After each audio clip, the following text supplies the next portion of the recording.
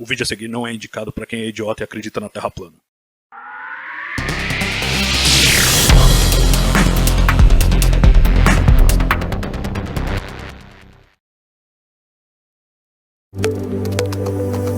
Apoio Fractal Experimentos Portáteis.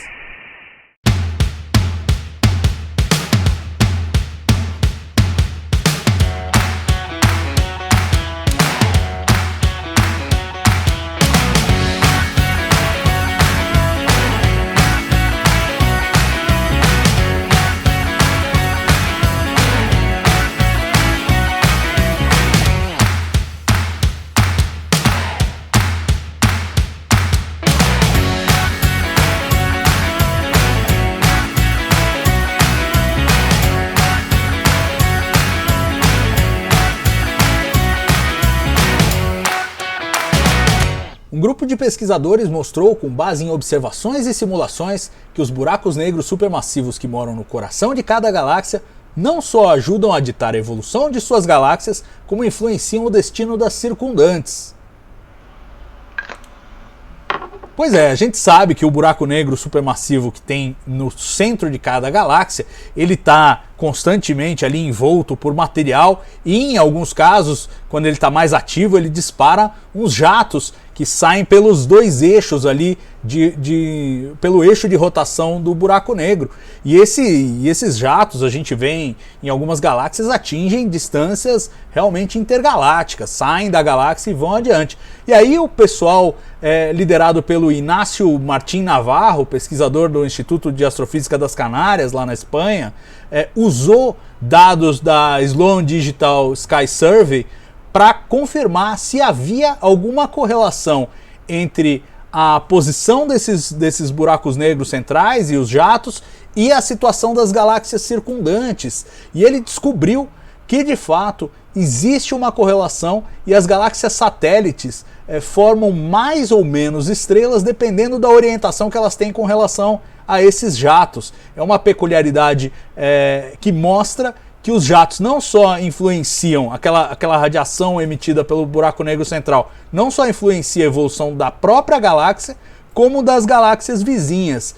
E aí, para checar isso mesmo, eles foram em seguida usar uma simulação chamada Illustris TNG, que é uma simulação super sofisticada da evolução do universo, e confirmaram que esse efeito, que é observado na Sloan Digital Sky Survey, também aparece no Illustris, também aparece na simulação. E apresentaram esse resultado todo na revista Nature dessa semana. Foi uma publicação muito interessante que mostra como os buracos negros supermassivos não são apenas decorativos, Cássio. Eles não é que eles estão lá bonitões no centro da galáxia, mas aparentemente eles meio que são os maestros da evolução das galáxias, e agora a gente vê um ecossistema um pouco maior em que as outras galáxias menores circundantes também são influenciadas por ele. Como é que você viu esse trabalho? Me pareceu um trabalho bem interessante. Acho que para quem estuda a evolução galáctica é realmente importante esse trabalho. É sim. E os buracos negros supermassivos têm um papel importante dentro e fora da galáxia, né? Como você estava colocando aí. Teve sempre uma discussão, né, até onde é a zona de influência desses buracos negros supermassivos. É claro que ali pertinho dele, lá no centro das galáxias, deve ser gigante, né, também, conforme essa influência deve ser muito grande com o papel da radiação e até excluir ali possibilidade de ter vida numa certa zona ao redor dessa região. Mas também influenciando ali com os seus efluxos, né, seus transbordamentos de matéria, favorece ou não a formação de novas estrelas. E agora conseguiu, né, com um trabalho aí fantástico do Navarro, encontrar evidências de que influencia a formação das galáxias satélites, essas galáxias que estão presas, né, no poço, né, a atração gravitacional da galáxia maior. Consegue ali regular e influenciar a formação de estrelas nessas galáxias, e de uma maneira completamente inesperada, né?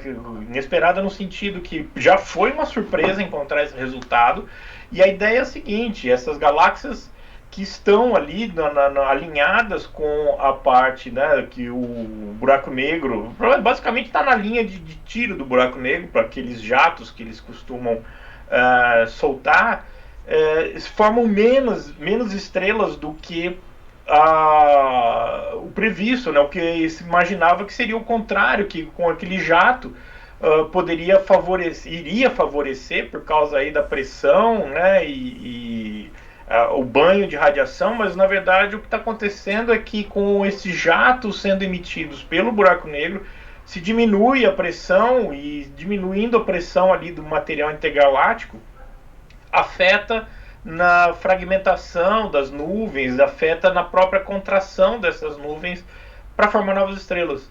Então é um resultado assim, que já era inesperado, e quando foi ver o efeito, é o efeito contrário ao que se pensava que poderia ter, né, caso tivesse a influência.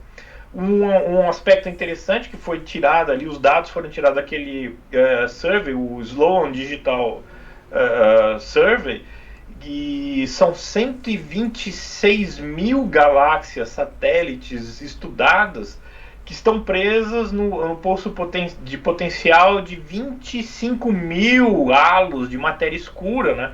Basicamente estão ali presas gravitacionalmente em 26 mil outras galáxias. Então é uma coisa muito robusta, né, para dizer que tem uma conclusão não muito sólida, e aí depois partiram para essa simulação que confirmou esses efeitos, né, conforme eles tinham observado nessa amostra gigantesca. Então, muito interessante, tanto é que deu Nature, né, tão interessante que foi o artigo, os resultados, e confirmados, né, uma coisa ali observado, e foi feita uma simulação que realmente validou as observações.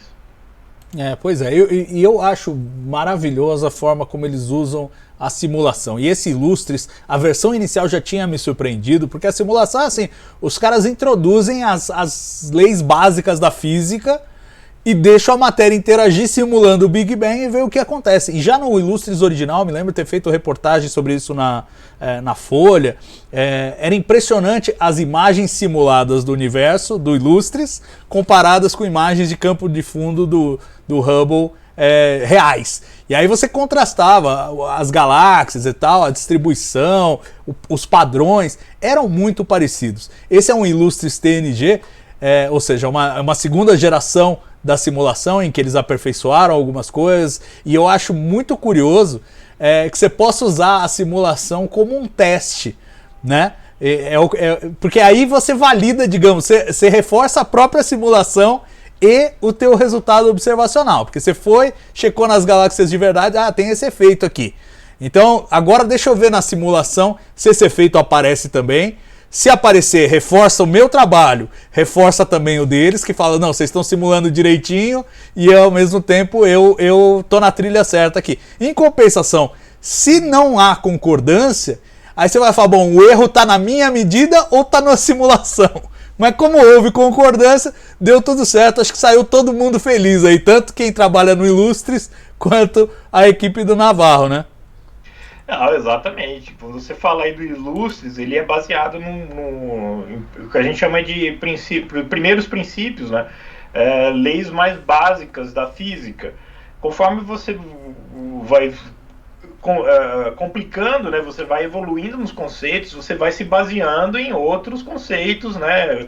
Obtidos de conceitos anteriores. Então você vai fazendo uma pirâmide, né? Com uma base que tem conceitos anteriores. Quando você fala de primeiros princípios, você está falando das coisas mais básicas e as coisas mais sólidas, que são mais difíceis de se derrubar, se não impossíveis, né? Você vai querer derrubar coisas que estão de termodinâmica, que são conhecidas aí há 300, 200 anos, ultra testadas, a relatividade, que já está se tornando um princípio desses, né? Se é que já não pode ser considerado.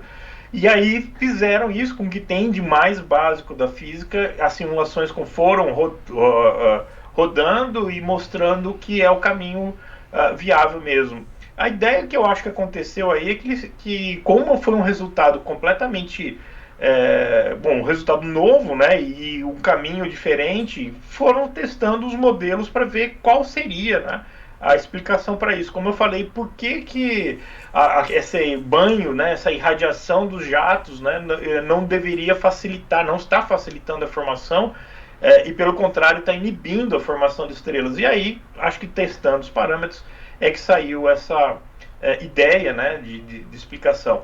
Mas é super legal, né, você vê essas duas coisas se encontrando, né, principalmente baseado aí nesses princípios primeiros da física, e aí conseguir validar a própria explicação, né, que quando você tem uma coisa que desconversa com a outra, e nesse caso 120 mil, né, galáxias estudadas, aí, bom, eu acho que a simulação é que deve ter algum problema. Vamos ver isso direitinho lá para ver o que está dando errado.